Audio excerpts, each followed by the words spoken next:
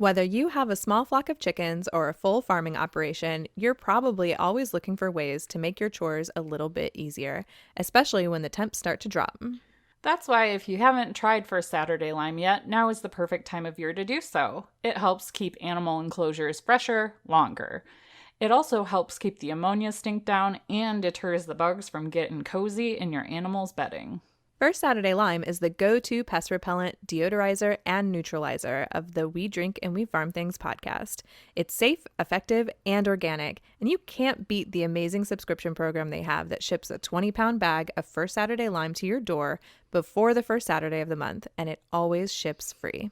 The subscription comes with a gift each month, too. We got a really handy carabiner in the November box. Go to FirstSaturdayLime.com to sign up for these subscriptions so you never run out of lime.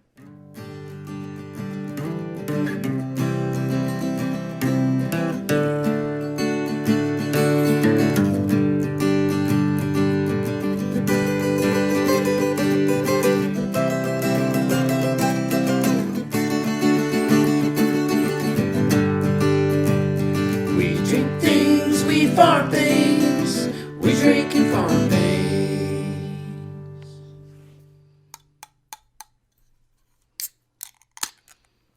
Oh, hey, Sam. Hey, Bev. What you drinking over there?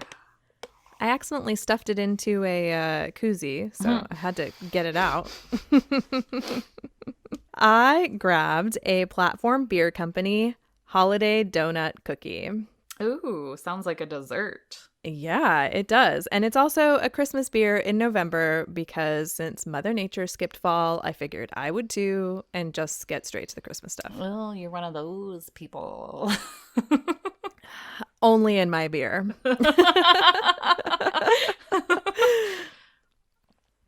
And it's pretty good. Good. So what are you drinking over there? I didn't hear anything open. It's a mystery to me. No, I had some non-hard cider left over from Uncle John's cider mill. So I poured some of that, heated it up in the microwave, and then added 2 shots of Pinnacle salted caramel vodka. And this is dangerous because it does not taste like vodka, but it is delicious, and I should cut myself off after this one. Good plan. Yes. Good plan. And welcome to We Drink and We Farm Things. This is the farm comedy podcast that is an adult happy hour for your ears. We drink adult beverages, talk about the ups and downs of farming things, and give 0 clucks about not having the perfect farm life. We keep it real with you and share the mistakes we've made and the new knowledge we gained. And we hope that it can help our audience of small and large-scale farmers to help everyone feel like they're not so alone in this farm thing.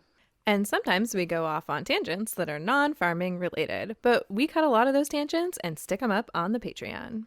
And this episode's outtakes are exclusively for our Patreon peeps, so go to patreon.com/drinkandfarm. We have all sorts of fun exclusive recordings up there. Sometimes Bev posts pictures, and it's an excellent way to support the podcast starting at $2 a month. And speaking of the Patreon, our drinks this episode are sponsored by Molly K, which is at hippie_hens_hacienda over on the Instagram. So cheers, Molly. Cheers. So yay, no corrections this week. Yay. It's always a little sigh of relief that I feel. Or breathe, right? I guess. But I don't really feel a sigh of relief. I guess I breathe it. Breathe of relief. Oh, gosh. Maybe I should just cut myself off now. Right?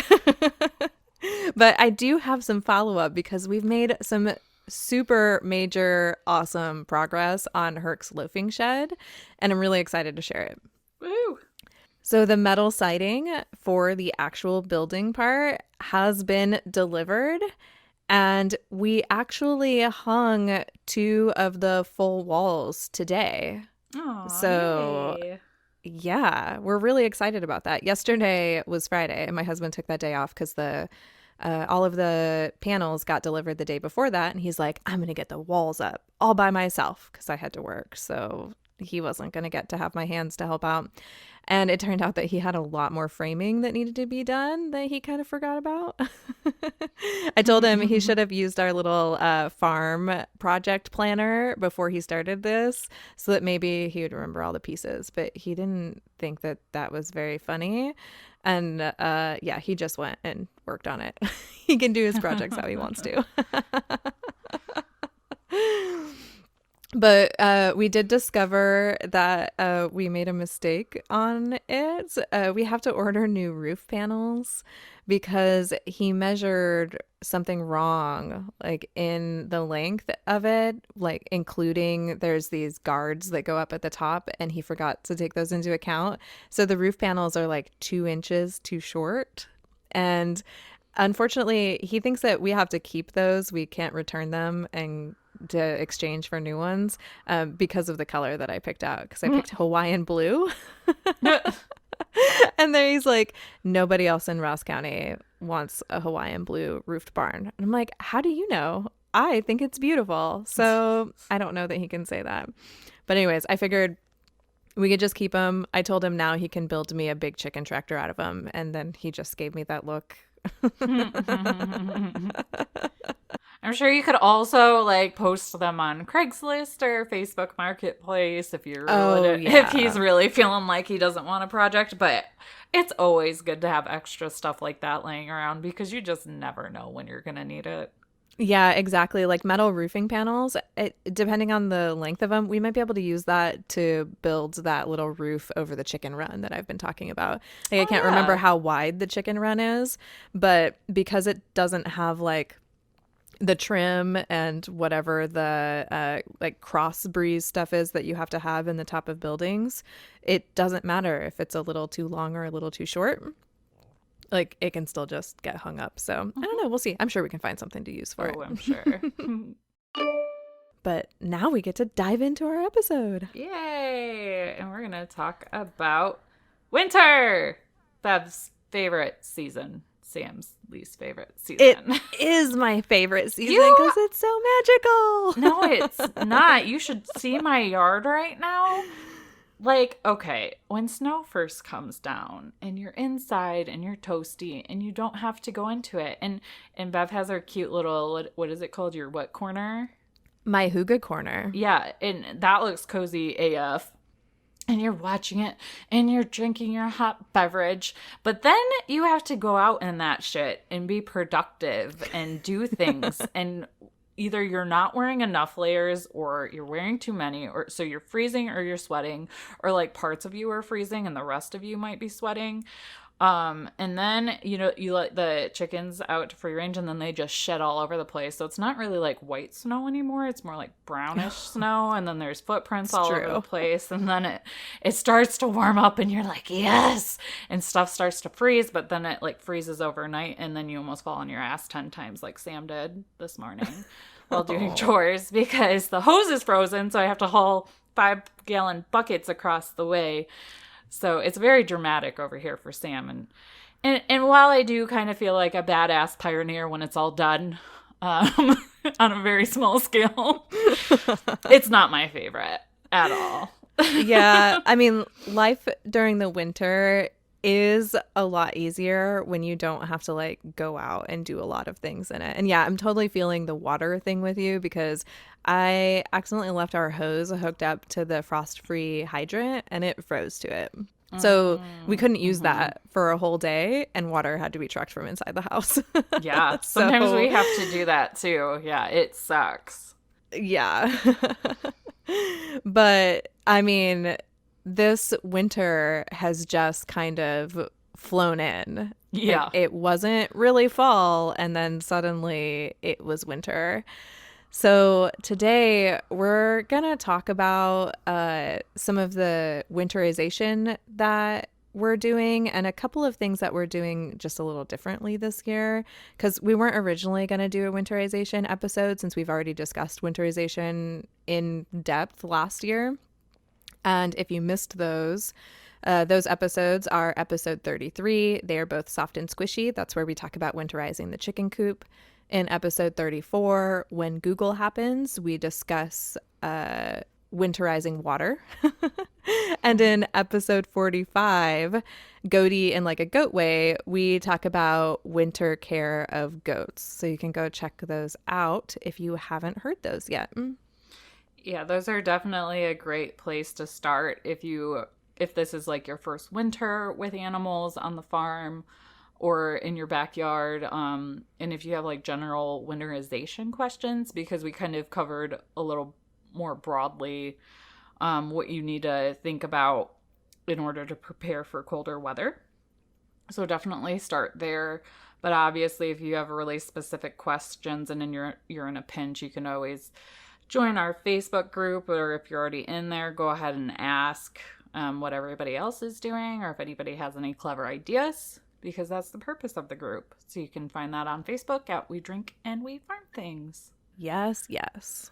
So I've run into a few issues so far this year. My first one is that I didn't buy hay and straw on time. Womp So womp. yeah, I'm pretty much SOL on that at this point. I'm starting to think, and honestly, the weather this year wasn't very conducive in my region for hay or straw growth anyhow. So it was gonna be a tough year for me no matter what. So I probably should have known that and planned ahead. But another problem that I end up having here is that it's so humid in like August and September. I don't want to stock up on straw and hay too soon, because if it gets really like moist in it and I store it in the barn, then I end up with really bad mold issues. So I was kind of trying to hold off. You'd probably be okay though, because if you think about it, unless there's something with your structure, if you think about it, like I have had like 800 bales in my hayloft for like since like July, and it gets super humid here too. And they were totally fine. Yeah. Okay. Because my neighbor across the road stores his hay. So like barns are a little different. There's ventilation and it's up high. So you might run into that issue, but as long as it stays dry, you're probably going to be okay. Yeah, I ended the up with a future. problem. All of our feed that was in our tack room this summer, it all molded. I had to chuck everything in our tack room and redo it. So we might have an issue in our barn somewhere that I just haven't discovered. Or there may have just been something wrong with that batch, and that was why everything in there molded, or maybe something dragged something in. It's totally hard to say. Yeah. But I've also had some issues with because I feed the goats and the and Herc Chaffee every now and then. I was having a really hard time keeping that from molding, and it took me forever to find a container I could store it in, because inside the plastic bags, water or like condensation was just like building up in there, and it was causing it to just like mold way sooner than it was supposed to. Interesting. I'm guessing I have an issue in my building. But it's good to know that you're able to store that much and not have mold issues, because now I have a place to start. Yeah, it's possible. Looking into what my issue is. Yeah. It's definitely possible. That's what I thought too, because when I talked to one of my friends about it, she's like, oh yeah, so-and-so down the road started collecting stuff for winter back in July. And I was like, oh, okay. Well, maybe I need to talk to them and see how they're stacking it.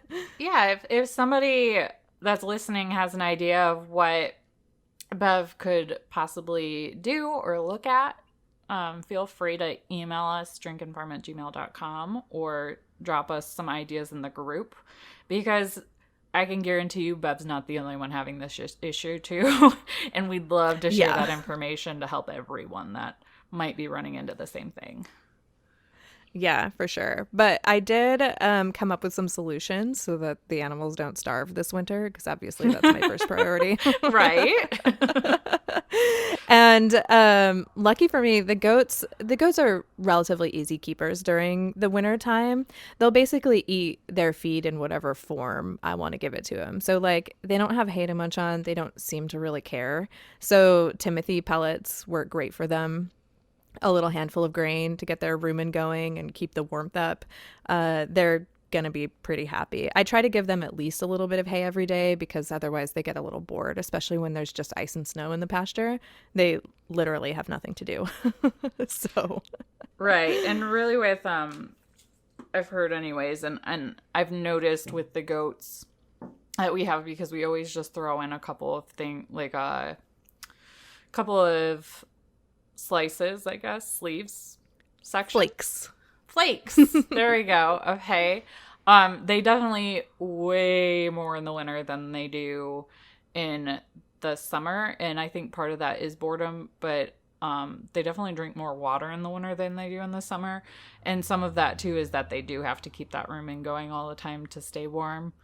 So for people with goats, you might notice that their eating behavior and drinking behavior does change. And I think mine does too when it's colder outside. Yeah, I definitely consume just a little more because it helps keep the body heat up, right? Exactly. I mean, that's what I'm going with. Yes.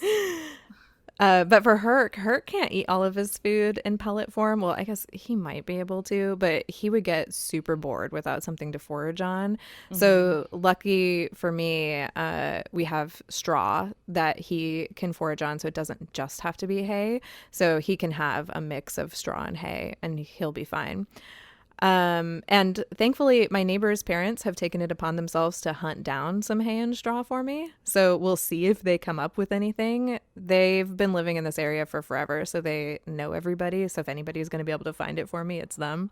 And I felt really guilty that they were doing this when my friend told me. I was like, no, they don't have to do that for me. I'll figure it out. I promise. Because I hate asking people for help. And she's like, no, they're retired. They need something to do. Let them find you hay and straw. I'm like, okay.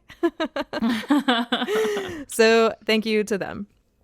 But one of the things that I've done is I've been picking up those bales of compressed straw and Timothy grass at TSC every time I go.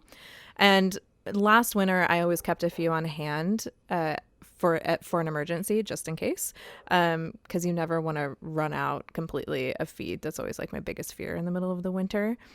So I'm already pretty familiar with those. But I did look up a couple of things about compressed bales that I thought was interesting. So compressed bales weigh 50 pounds and they have a lower moisture content than regular bales. So they can be fed at 1.5% body weight, whereas regular hay is 2%. And because they're drier, they're dustier, and you need to open them up to let them relax before feeding. And the cost for the compressed bales of Timothy hay is about $20 a bale, whereas the cost of regular hay is around $7.50 a bale here. And regular hay weighs anywhere from 45 to 75 pounds. It kind of depends on the moisture content on the weight. So bales of hay would have definitely been cheaper for me. But these compressed bales will do. And the compressed straw is around $10 a bale, whereas regular straw is around that $7 or $7.50 a bale as well. So I'm not doing too bad on the straw, thankfully. Yes. And then one of the other things I'm going to do is I'm going to take a trip down south and pick up 20 bags of chaff hay, because chaff hay can make up the majority of both of their diets. And because it's stored in a plastic bag and I don't have to worry about moisture and mold during the winter time, that I can always have on hand to feed them. And then I know that I'll never get into a pinch as far as feed goes. So yeah, that's my feeding conundrum and how I've decided to solve it. Oh, one of the other issues that I've run into so far is that the chicken's waterer, the heated waterer, I guess I should say, wasn't reliable. So I'm in the process of installing a new system. I haven't finished it yet, but my old system, which I describe in the episode where we talk about winterizing the coop, is basically like a bulb underneath a concrete block, and that bulb heats the block up, which keeps the water from freezing. Well, my bulb kept going out. And you can't see it, so you don't know that it's gone out because there's no light that comes out of the bottom of the block. So you don't know it until you pick up the water and you're like, shit, it's just a giant ice block.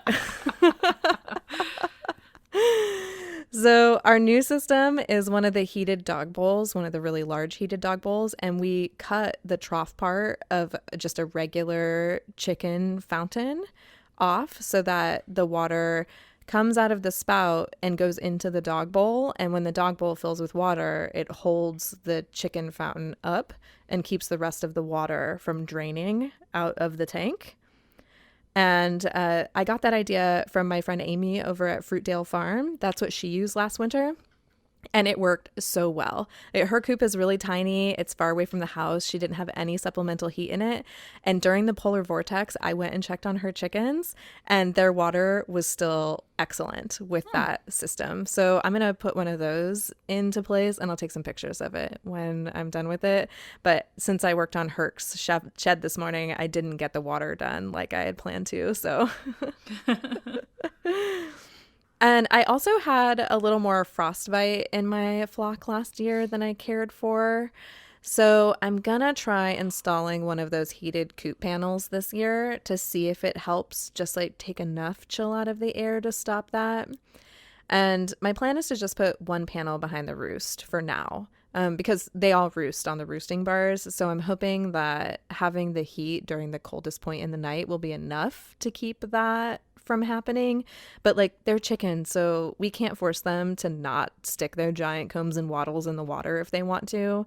And they also seem to not care when the wind is blowing below 0 outside. They'll still just go out there with them soaking wet anyway. So can't save them from everything, but I thought I would give that a try to see if it worked, and we'll see if I end up with less frostbite. It's worth a shot.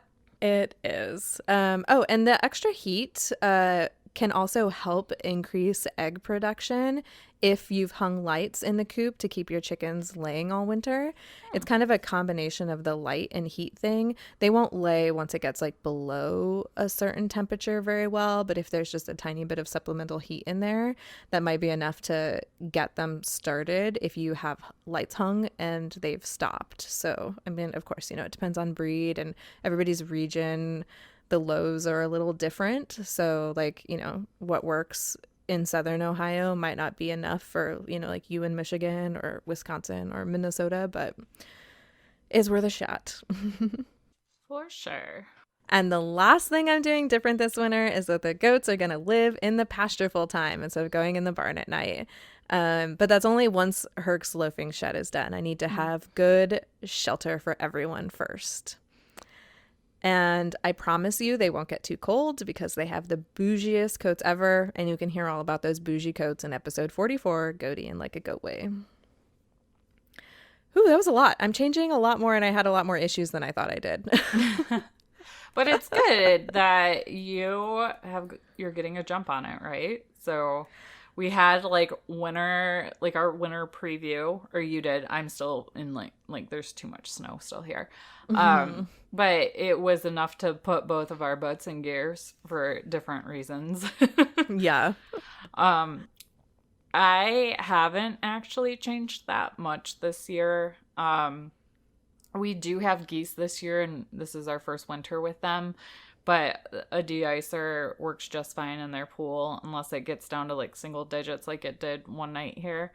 Then I have to break the ice up a little bit. The geese really don't seem bothered by the snow at all, and it's probably because they're wearing down feather jackets. Because they'll just go out. Yeah, they'll just go out and like sit in it, and then I let them free range in it for the first time yesterday while I was doing chores, and anytime I let them out, they act like they've just been cramped up for their whole lives because they're very dramatic. They just run out and flap their wings and make all sorts of noise and piss off all the other poultry. They're kind of the bullies, but they're hilarious. And they really seem to enjoy the snow. So they're like, if Bev was an animal, it would be a goose. Yes, a Sebastopol geese, because that's fancy and wears a tutu. Yes. The fish tank heaters are still working great in the overhead chicken waters. We have the chicken waters that have nipples on them. And we kind of run into the same issue with frostbite here because they're using those and it runs down their wattles. But we've done the coop panel thing before, and most of ours just like ignore it. Oh, okay. No matter how much I tell them, you should really go stand over there. They do whatever the cluck they want. So you're like, hey guys, there's a warm corner over there. We promise.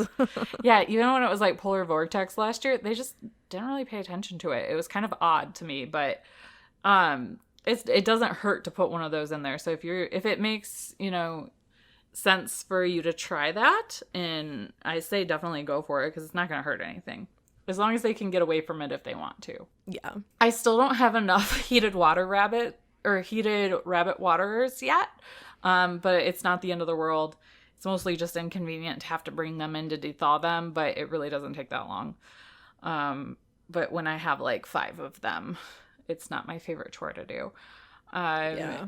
We did decide to, and this is different this year, we reintegrated all the flocks back into Cluckingham Palace this winter, so we don't have to worry about separate coop setups in the barn versus Cluckingham Palace. We still have to bring the youngest ones that we have, the mama that ran away and hatched 7 eggs and brought them back. Her babies are still kind of young. And we're working through the chicken tractor transition right now with the other ones. So I'm hoping to bring the young ones into the chicken tractor tomorrow. I did integrate the silkies in, a couple of the silkies and frizzles in today. They've been in there for like a week, and immediately the rooster silkies were just trying to F shit up. So, Oh, yeah. I mean, it's just their personalities, so they'll get over it. But it'll be really nice this year just to have to worry about one big coop instead of trying to manage some smaller coops. Once everybody starts getting along. That'll probably help cut down on the amount of time your chores take. And during January and February, that's going to be life altering. Yeah, we'll probably have to do, I don't know how much time it'll save. It'll save me some steps. We'll put it that way, because that just means we're going to go through even more food and water in the big coop. So I'll be filling that more frequently, but it'll be like one trip instead of like 4 different places I have to go. So I'm looking forward to that simplicity. But what I might end up doing with some of the smaller coops is clean them out really, really well and end up putting rabbits in them. Because there's more room. We can throw some tarps down with some straw and let them run around in there, since they can't really have access to grass this time of year. So we might do that. But I gotta get like husband buy-in for that, because I'll need some help moving them around because they're huge. Also, if someone wants to sponsor our podcast so we can have heated hoses on our property, that would be great, because that is like the biggest pain in the ass is when the hose is frozen, even when we carefully like drain it out after we use it, because I mean, I would still drain it out, I swear. It's just that sometimes it's just too cold, especially when it's single digits and there's wind whipping. Even just the slightest bit of water in there can freeze and just totally ruin your plans for the day.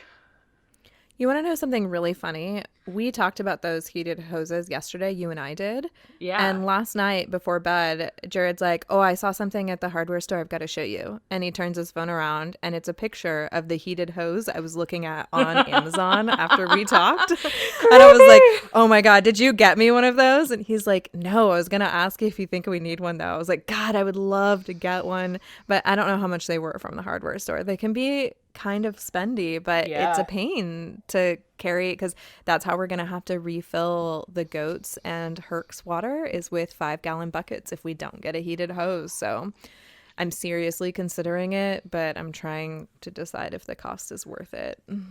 I mean, when you're thinking in terms of stock tank filling, it might be, because like I have kiddie pools for the ducks and it takes 4 or 5-gallon buckets to fill it. Luckily, it's not that far of a walk, but it's still not fun. So if the goose, I think the goose pool is like 2 or 3 times that size. So I might be putting that on the Christmas list this year. Not a bad idea. Go ahead and get that for me, Mom. I know you're listening.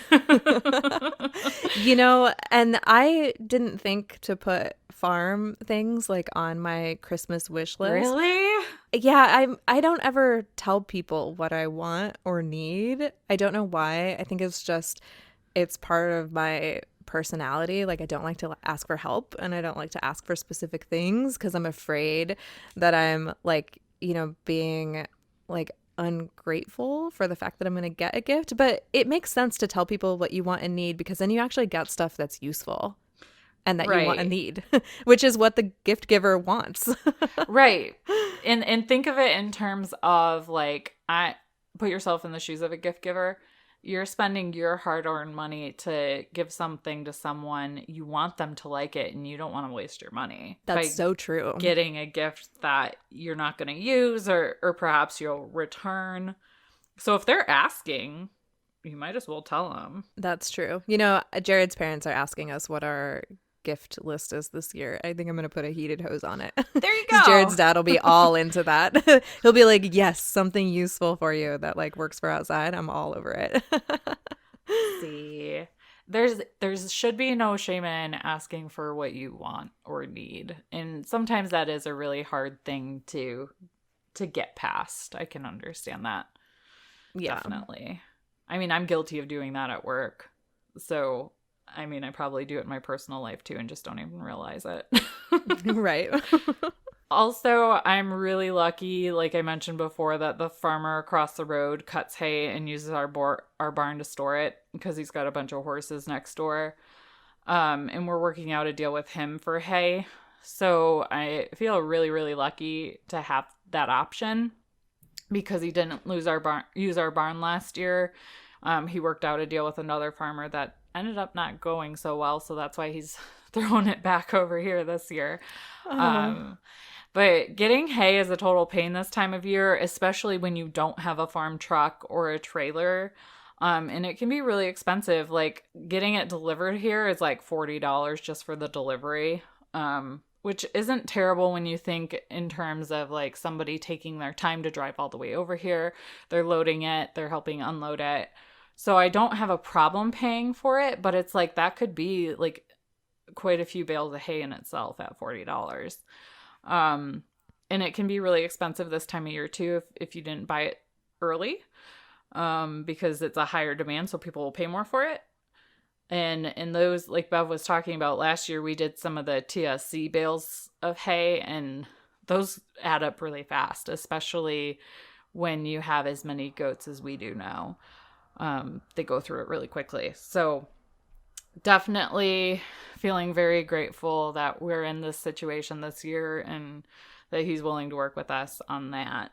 So we don't have to worry about it. We have a F-150 as one of our other vehicles. I can only fit 6 bales of hay in that unless we're going to stack it really high and ratchet strap it all, which I haven't experimented with yet because our feed store is only 5 minutes from here. So whenever I'm picking up more than 6 bales, I just make multiple trips because the time it takes to ratchet it all down isn't worthwhile. Yeah. I just go back and forth. But yeah, even with a truck, we still can't get a lot of hay and straw at a time. So it's kind of a pain. A trailer is also on my wish list, but no one's going to get me that for Christmas. I have to get that for myself. Yeah. Yeah. And going up your hill to your house with a trailer will be pretty interesting. You might still have to ratchet strap everything down. We probably will. You're right. And then it will be worth your time. Yes, it will, because it won't end up all over my driveway. Mm-hmm. And now it's time for We Can't Even Corner. Woohoo! Woo! So, Bev, what can't you even about this week?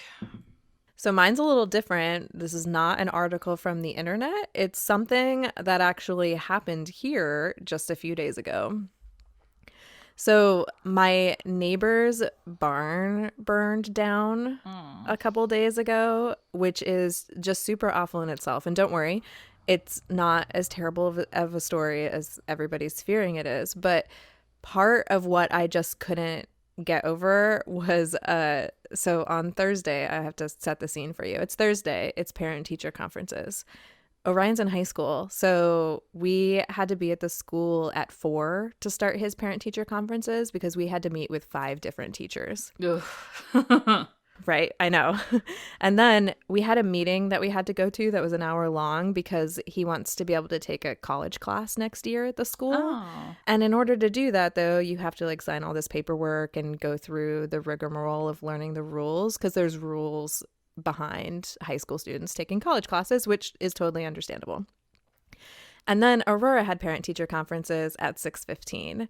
So we had been at the school for over 2 hours already. I got out of the last meeting late, so I was late running over to Aurora's parent-teacher conference, and Jared and Aurora had already headed over there.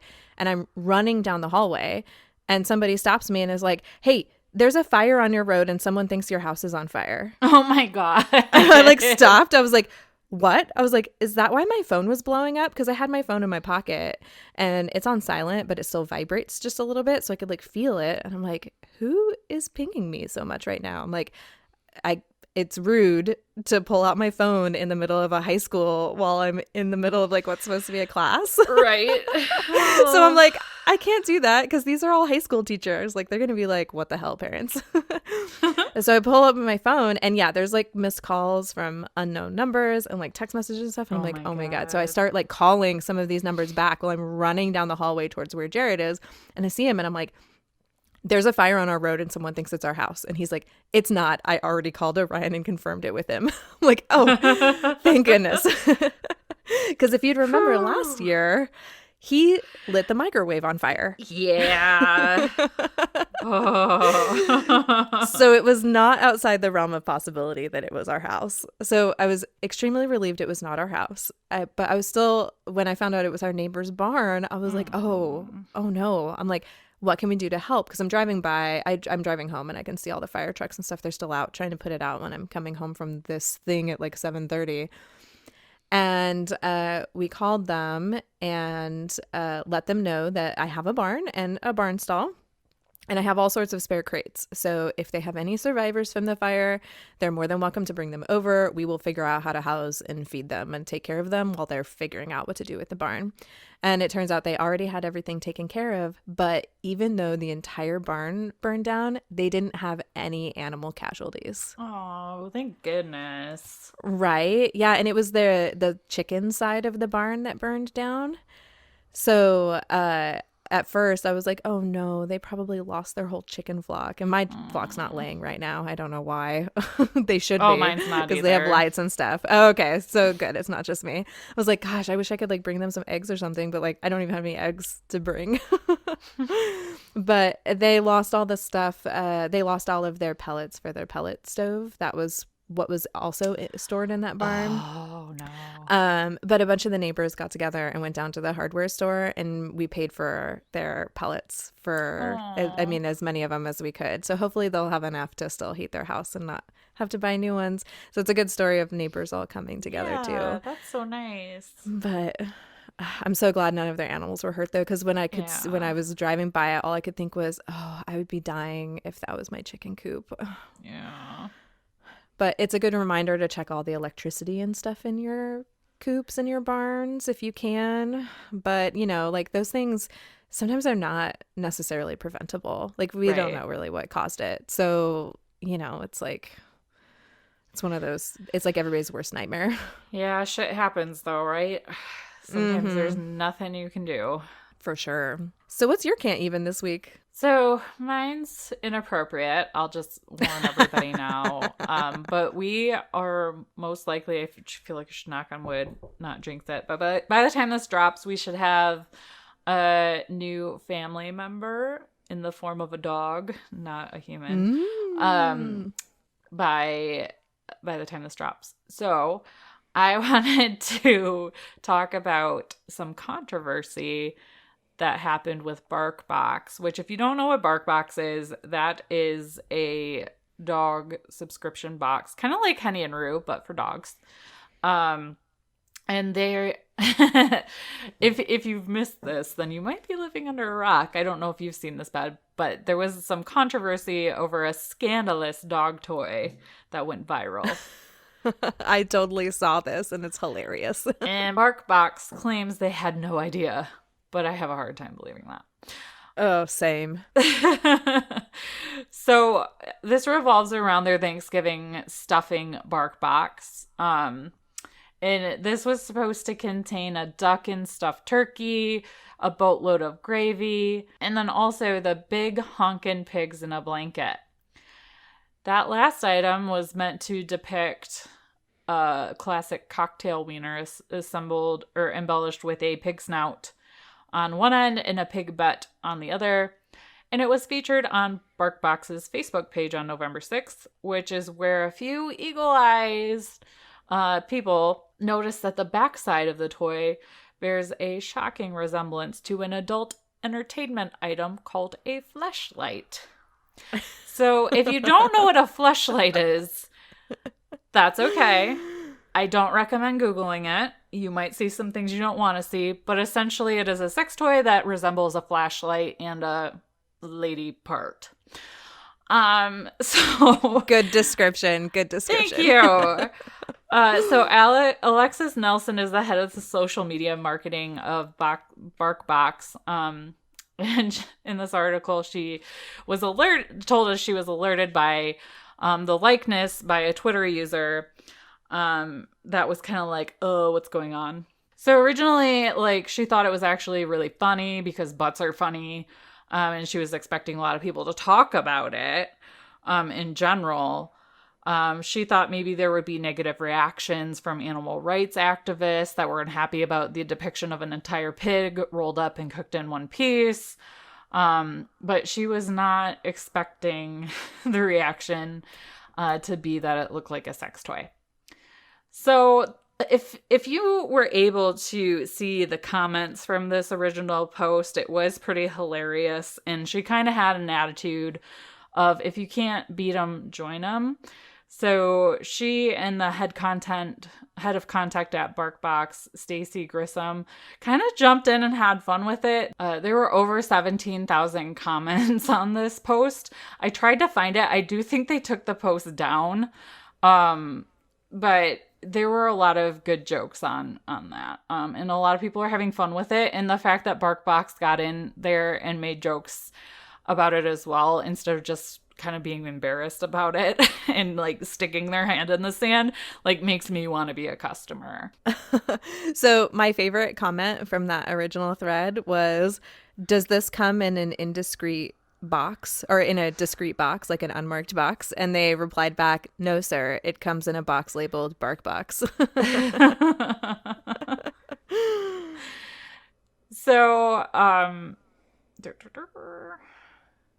So they are claiming that it was not the intent of the toy to create such controversy. They say they had no idea. And they actually found the person that designed the toy, and the designer said, I know what a fleshlight is, but I was not thinking about that when I designed this toy.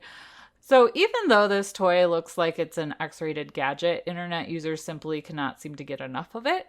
They actually sold out of the toys within 2 hours. And they actually had to drain their Black Friday backstock of the big honkin' pigs in a blanket in order to keep up with the demand. Currently, the item is not for sale individually.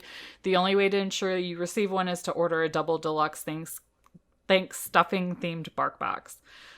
So I'm not even sure if you can get that anymore, because this article is a few days old, but it's worth a shot looking into if you want a good conversation starter, if you're hosting Thanksgiving and you have a dog.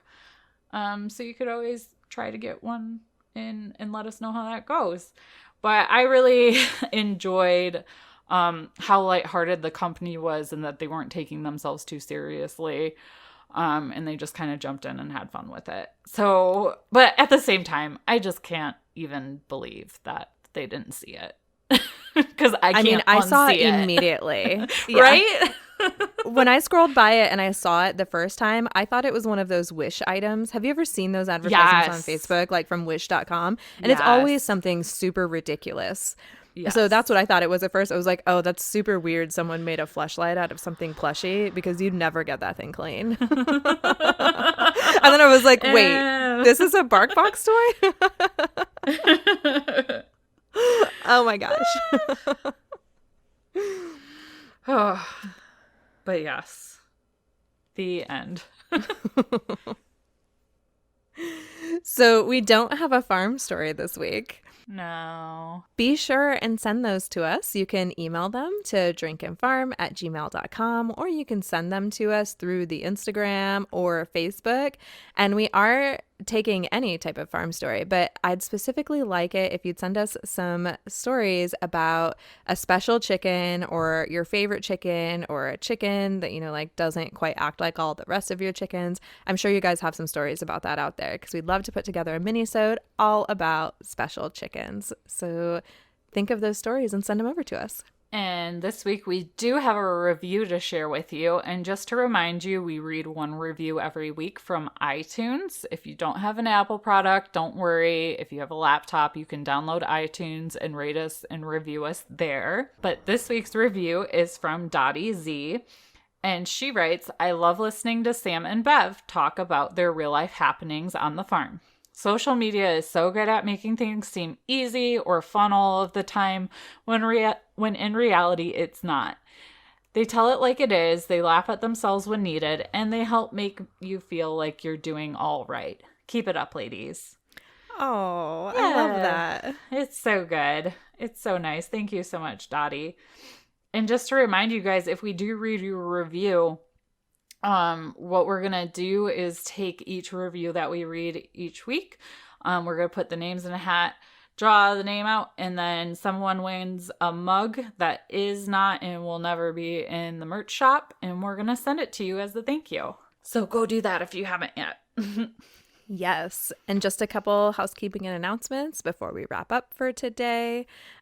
We have a surprise coming for Black Friday, Small Business Saturday, Cyber Monday, all the deal things that happen in that little short window of time. So be sure and keep an eye on our social media because we will definitely announce it there. But you can also subscribe to our newsletter and you will be getting that exciting information in email form. So you don't have to worry about the algorithm serving it to you. So there will be a link in the show notes to sign up for our newsletter. And make sure you hit that subscribe button and download the episode when you listen. This helps us so much and it helps more people like you find us when you do that. And you can also share this episode over on Instagram in your stories and tag Drink and Farm. And we'll actually send you a promo code just for that episode so you can get a percentage off in our shop. Make sure that you look at the show notes to find links to anything that we discussed, a survey to tell us how we're doing, and all of our social media goodness and merch shops. So thanks for listening, guys. Yeah, we hope you enjoyed our little journey of winterization and Sam complaining about winter and Bev loving winter. We're a good team. Yes, let us know on the post on Instagram that talks about this episode if you are pro or anti-winter, because I want to know. I want to know who's with me. I mean, I'm all about being positive, who's with me. But I'm also a realist. So come be miserable with me because misery loves company. And come join me in my hygge corner because it's very cozy in there looking at the sparkly, shiny, pretty snow. So until next time, drink, farm, and give zero clucks. Bye, guys. Bye. We drink things, we farm things, we drink and farm things. Want to try out new chicken keeping products but having a hard time figuring out where to start? You must check out Henny and Rue, the Chicken Keeper subscription box. Each box may include a chicken treat, a medical or health product, a book or magazine, and a couple of fun and useful chicken-themed items for the chicken keeper. The Henny and Rue subscription box is a great gift to give or receive this holiday season, and the subscription doesn't include just the box. You get 10% off everything in the Henny and Rue shop while you're an active subscriber. So go to hennyandrue.com and use code DRINKANDFARM to get 10% off your first box.